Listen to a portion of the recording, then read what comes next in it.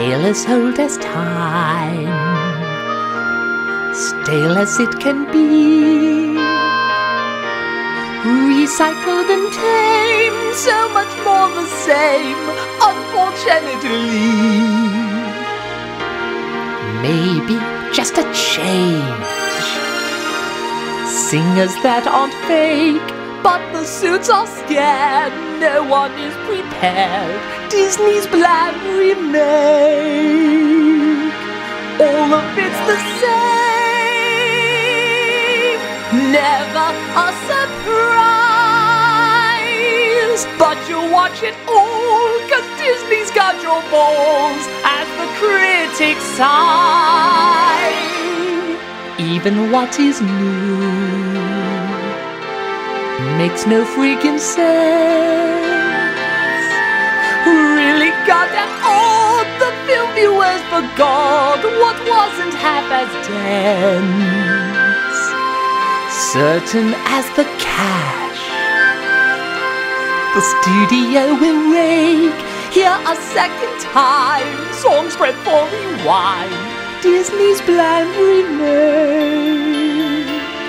Who cares if it blows? We're rolling in the dough. Disney's bland remake.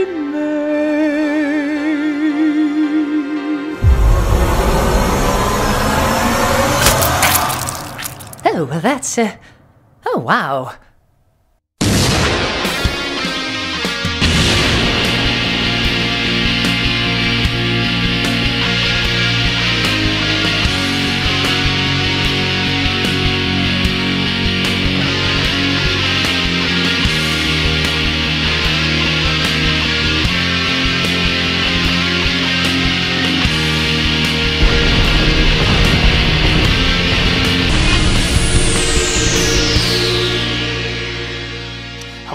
I'm the Nostalgia Critic. I remember it so you don't have to. And welcome to the final installment of Disney Live Action Remake Month. La la la la la la la la la. For the final one, let's talk about one of Disney's most beloved animated films, if not their most beloved animated film, Beauty and the Beast. With its amazing animation, stunning music, and unforgettable characters, it received a standing ovation at the New York Film Festival, was the first animated movie to be nominated for a Best Picture Oscar, and is regarded by many to be one of the best animated movies ever, if not the best. Yeah, remake that shit.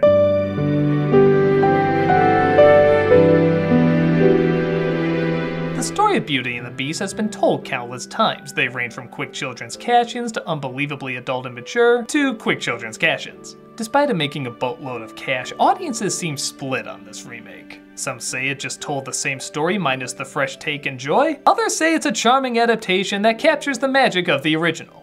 I say you're full of shit, Knox. Is there any wiggle room for us purists that love the original so much? There's a lot to talk about, so let's get right to it. This is the live-action remake of Beauty and the Beast. Oh look, they changed the logo again. Remember when they used to be clever and unique? Even the slight changes to the Disney format are becoming formulaic. As before, we get a backstory about a selfish prince who threw parties for only the most beautiful people in white bedsheets. Oh, how divine, glamour, music, and magic combine. Wow, that singing is beautiful. Don't get used to it. Ever as before, literally line for line, an old woman knocks on the door and asks for shelter, offering him a single rose as payment. But she warned him not to be deceived by appearances.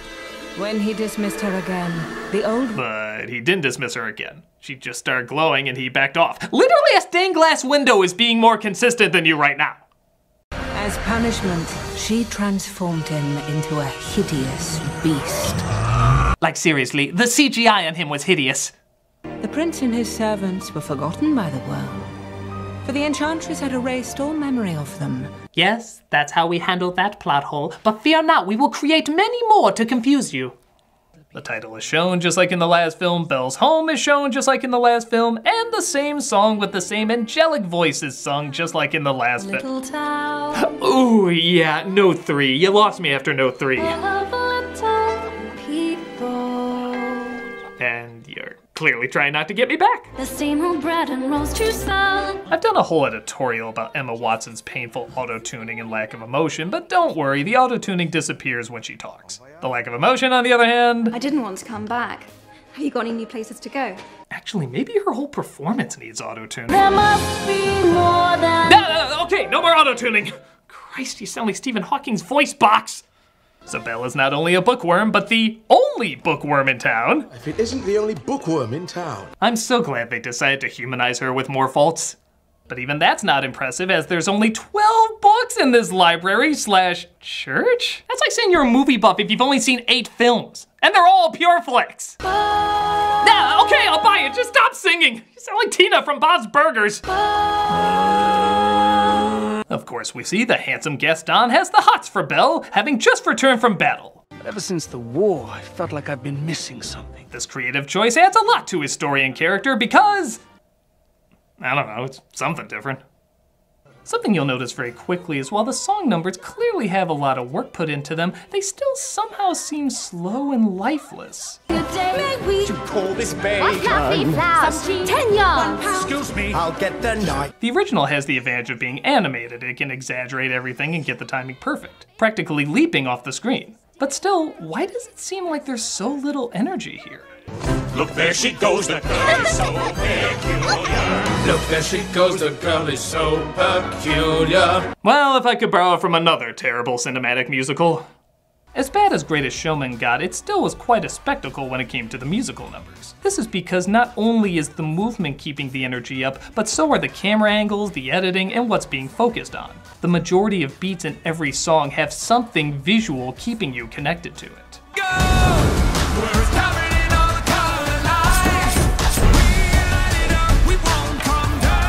This is just people walking around, and it's shot, edited, and feels like people just walking around.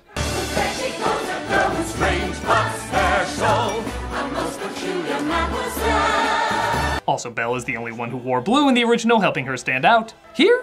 Who gives a shit? She's from Harry Potter. That's interesting enough. Wonderful book you have there. Have you read it? Well, not that one, but you know, books.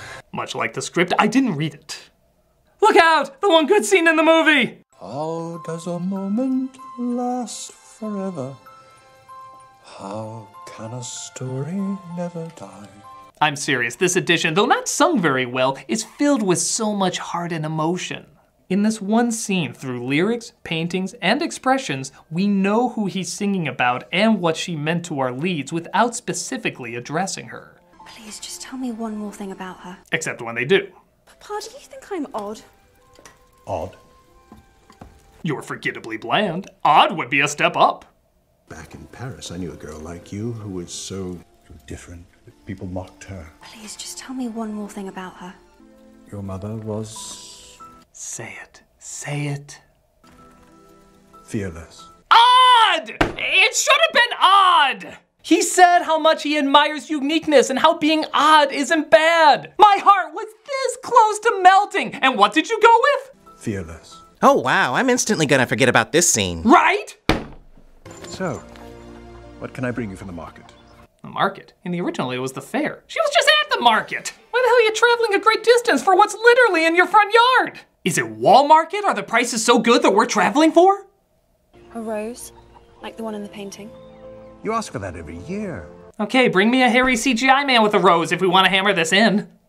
And so, to add even more dimension to humanizing Belle, she apparently invents the washing machine. Yeah, that's a thing. What's he doing? The laundry. Wow, Belle really is Jesus! In that Jesus invented the chair, clearly established in the Passion. Aren't these too popular enough you don't have to have them invent shit? Now, in the original, Belle is seen as odd because she's a bookworm that keeps to herself. But seeing how that was the kids' version and this one wants to be more adult, let's bell it out even more! What on earth are you doing? Teaching another girl to read? Isn't one enough? We have to do something. I'm gonna write up a plan to get her back, that is if I knew how to read or write! They do have an evil plan though. They knock over her washing machine! And it's really not shot like a big deal. It's only a few seconds, they don't even focus on her looking angry. I actually feel more sorry for this guy, the attention seems to be focused on him. When will people just let women use washing machines? My God, that sounds sexist, Beauty and the Beast. Gaston approaches Belle and suggests they become an item, but Belle turns down his wedding proposal despite him never giving a wedding proposal. Some of us have changed. I'm never going to marry you, Gaston. I'm sorry. Now, of course, in the original, we see the beginnings of Gaston's cruel nature and Belle's frustration reaching her peak. Here, it's just another scene. Yeah, look at how angry he looks in the original. He says Belle's gonna be his wife. He marches off super angry after getting this whole big wedding proposal thing put together. Here, there's none of that. He looks more like, I'm in the mood for nachos.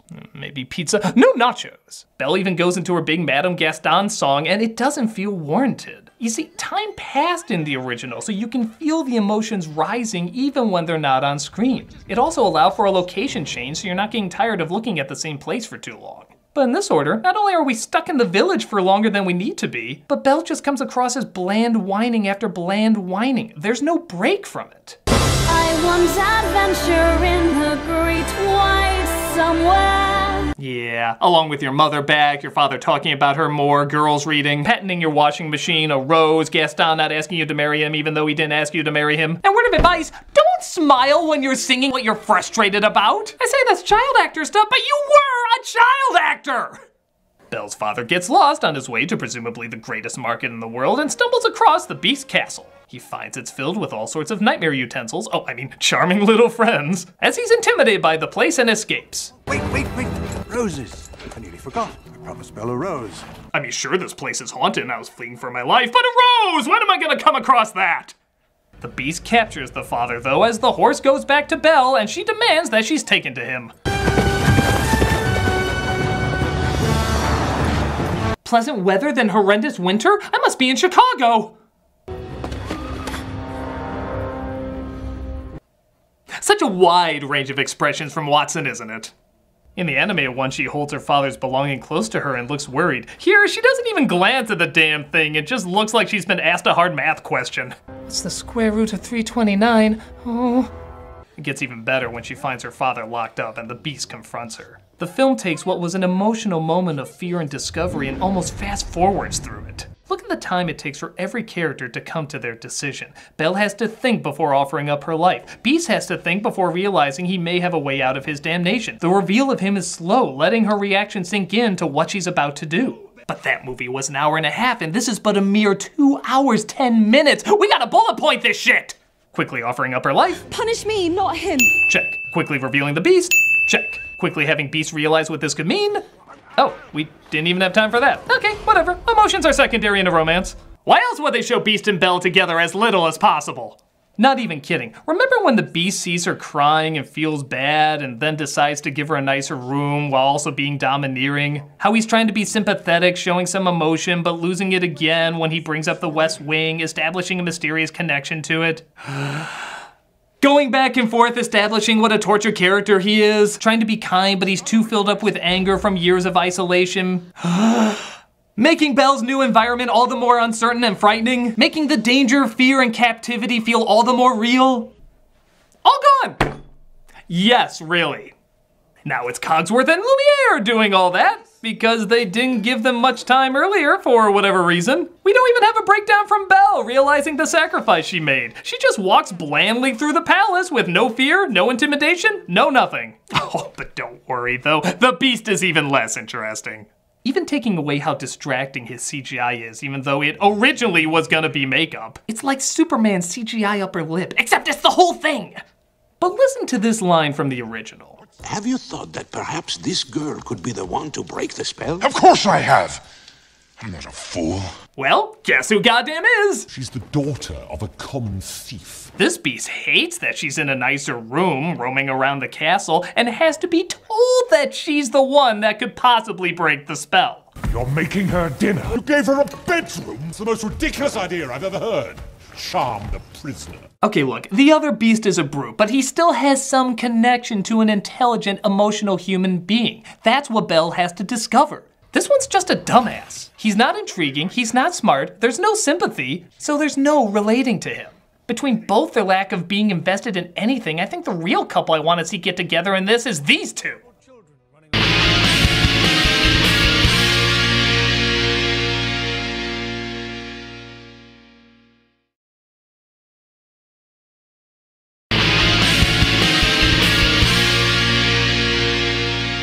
So a mere 43 minutes in, and we're finally introduced to Mrs. Potts. God, I love how this movie is structured. As we're given, frankly, a confusing connection between the credenza and the wardrobe. Maestro, your wife is upstairs, finding it harder and harder to stay awake. She's counting on you to help us break this curse. Literally, that one line is the only thing that shows those two characters have a relationship. Do you follow it? Why is she tired? What does it mean that she's tired? Why is she upstairs? And don't they see each other or talk to each other at all? The place is big enough that they could work out something. We see her come to the balcony and the stairs seem big enough to support either of them. Why don't they see each other at all? You know, I already have one romance with a ton of plot holes I don't care about. Don't try to shoehorn in another. Belle is shown the dining room and we partake, of course, in the big showstopper, Be Our Guest. As the dining room proudly presents... Our leftovers, in every meaning of the word. The music number is honestly okay, despite Ewan McGregor as Lumiere sounding like a drunk Pepe Le Pew. Go on, unfold your menu, take a glance and then you'll be our guest. But because there's no real fear or danger built up, this doesn't feel as much as levity as much as obligation. We're not doing this to lift the emotional intensity Belle has gone through because, you know, that will require an emotion out of Belle. They're doing it because it'd be crazy not to do a song this popular. Plus, more creepy teapot faces. Am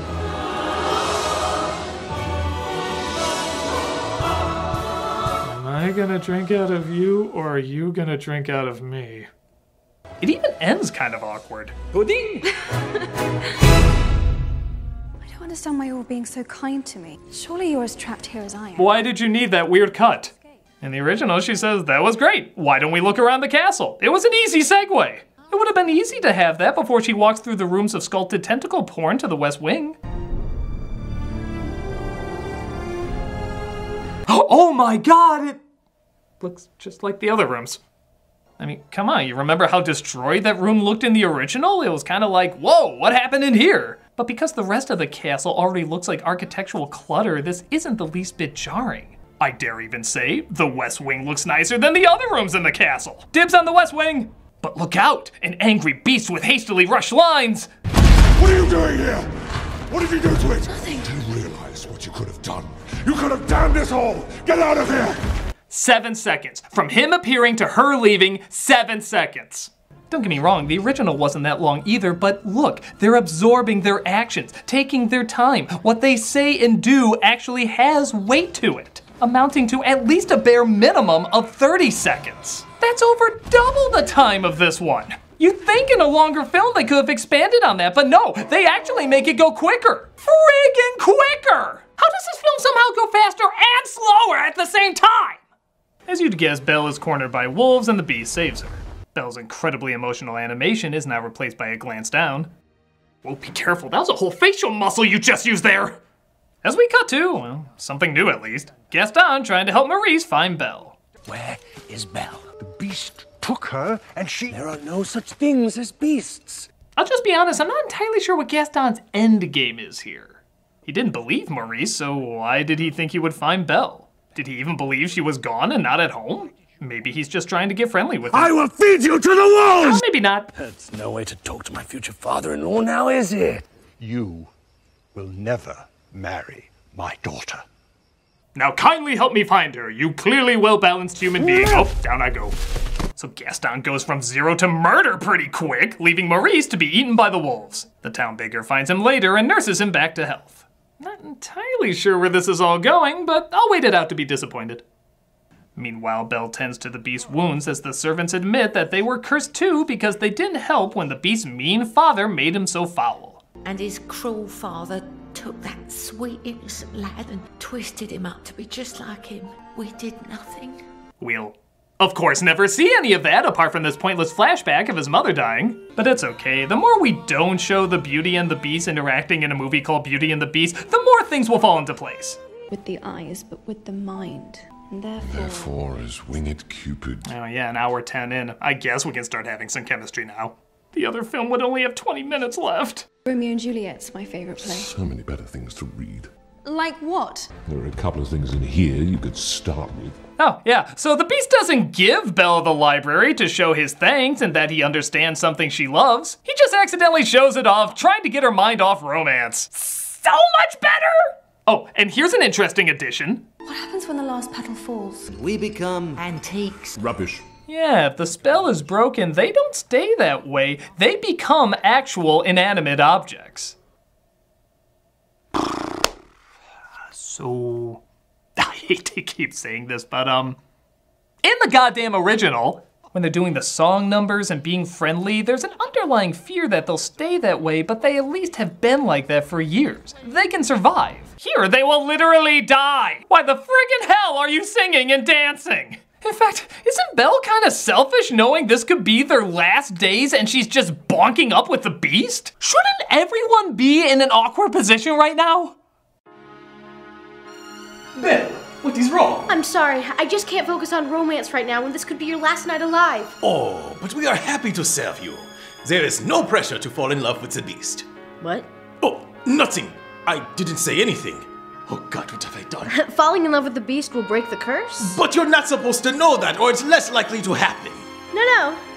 No, that's fine. I'm glad you told me. I'm just gonna go fall in love with him and not think about it at all. But the knowledge is just going to get in the way. No, I'm sure I can make this work. I'll make it work. You're right, I can't make this work. It's all I can think about. Oh God, what did I have to tell you? I just can't get my mind off of it now. I don't even know where the soul of a candlestick goes. Do I have an afterlife, or do I just... Oh God! Okay, I'm gonna go invent the toaster or something. I'm so sorry I couldn't help. Where does the soul of a candlestick go? Where does the soul of a candlestick go? We do get a legit nice moment with them talking on a bridge, followed by a weird as hell moment of her getting sucker punched by a snowball. But we're given yet another odd addition of finding out that the Beast has a book that can literally, and I guess literarily, take him anywhere. What? A book that truly allows you to escape. The outside world has no place for a creature like me, but it can for you. So when I'm asleep and you want to escape, you totally can. We just made this even more of a Stockholm movie. They use it to see where Belle's mother died, always a romantic spot, and they never use it again. You know, wasn't that the idea of the mirror, the only window to the outside world? Now that window turned into a goddamn United Air flight. True, they don't treat dogs well, and that could be an issue, but I think you can still go places where there's little to no people. Isolation my ass, I'll gladly get turned into a beast if it means I can literally go anywhere in the world. But nope, let's stay here and awkwardly do our ballroom scene that feels more like two third graders being forced to hold hands. Yeah, this scene was pretty romantically laid out in the original, wasn't it? They make a whole evening out of it, they eat at the table, he learned how to use a spoon, she gets the idea to go dance, but he's nervous because he clearly doesn't know how, so she teaches him, and they both become comfortable in each other's arms. It feels real. It built up to this lovely moment, and it feels genuine. Again, all skipped. Just go straight to the ballroom. Go down the stairs, turn right. That's all people really want to see, just the image, not anything that led up to it. How was this even proposed? If you're not doing anything tonight, I was hoping we could just go to the ballroom, dance for exactly 2 minutes, and stare blankly at each other. But it'll lead to this shot! That means we're in love now. Great plan, by the way, to have currently one of the greatest living singers in your movie and have Emma Thompson sing your big song. As the sun will rise. I'm sure McDonald couldn't top that. God, you're a bad movie! Belle sees through the mirror, though, that Gaston is having her father locked up. Not to get Belle to marry him, but just to cover his tracks for trying to kill him. That is so much better. Wait, it's bullshit, it's bullshit! He's in trouble. Then you must go to him. Wow, again, barely even thought about it. This is actually kind of amazing. Look at the same scene in the Good Movie. He was told he was dying. He looks at the rose, thinks for a moment, on the verge of tears. He then tells her she can go. He realizes what he's giving up, but he loves her so much he's willing to make the sacrifice. This sounds more like an office favor. Hey, I need a digital copy of this, and Frank is the only one with a scanner. You must go to him. Okay, I'll CC you on this. You must go to him.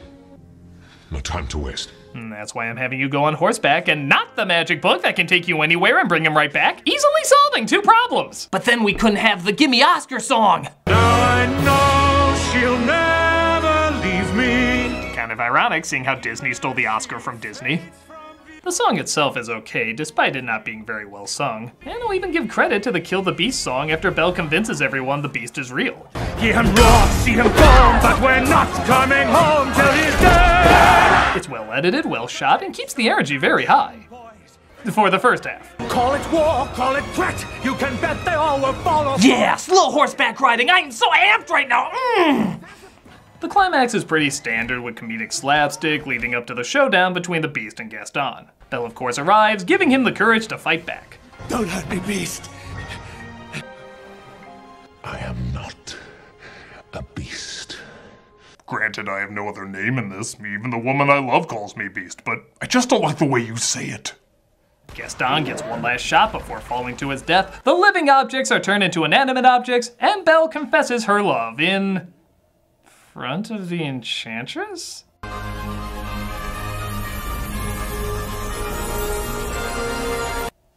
That's right! The beggar woman was the Enchantress the whole time! And on top of transforming the Beast and everyone back to normal, well, mostly normal, this blink is weird. She also gives the townspeople back their memories. Oh yeah, it looks like some of them have friends and family in that castle that she kept separated for years and years. Oh, Beatrice, I remember. I do. This is a goddamn messed up lady. She's gonna punish the servants with death if the Beast doesn't fall in love. She erased all memory of government, kept families apart, pretty much altered this entire world, and for what? So they could learn overcoming prejudice comes down to beastly violence? So she could let another selfish asshole ruin things while she watches and does nothing? That dude served in war too, why wasn't he given the Beast treatment rather than just watching him die? Her secretly viewing this doesn't make her an all-knowing angel, it makes her a friggin' psychopath! She is a goddamn psychopath! This movie is messed up. But happily ever after, I guess. Tee hee ha ha, everyone's so happy, just forget the mayhem and terror that bestowed us Christ. And look, the best singer actually gets the finishing song up, not quite. Nature points the way. Shut up, McDonald, you got this voice to contend with. But she got the last note, bitches! And that was really hard to get through. The original is a classic telling of a timeless story. This is just a remake. A remake that doesn't understand what made the original story so powerful. While it's shorter and arguably simpler, every choice plays a part in driving the character's motivations. The emotions feel justified and earned. This one just changes things that don't need to be changed, didn't add enough to make it its own thing, and sped up parts that needed to remain slow. It's as if the story is still there, but the wrong parts are focused on, leading to something that looks familiar but feels false. If you enjoy it, more power to you, but I can tell you, this is a beast I don't think I can ever learn to love. Thank you for watching Disney's live action remake month, and I gotta tell you, after seeing all these animated classics turn into these live action abominations, I gotta see some cartoon that's put to live action done right. That's not it, is it?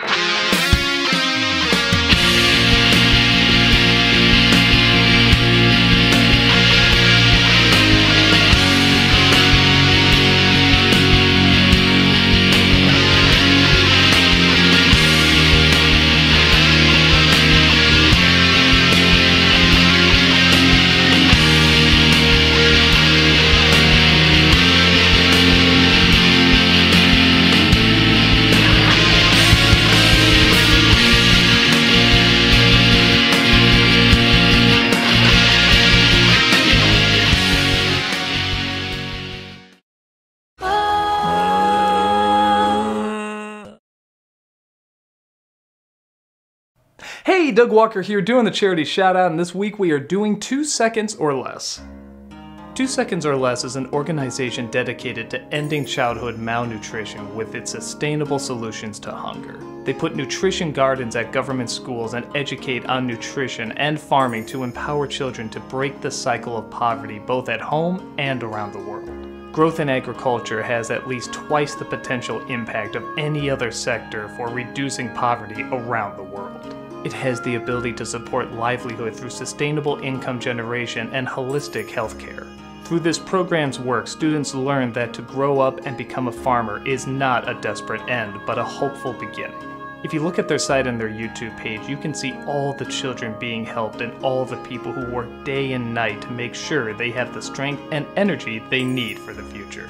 Click on the link and see what you can do to help a small child in a big way.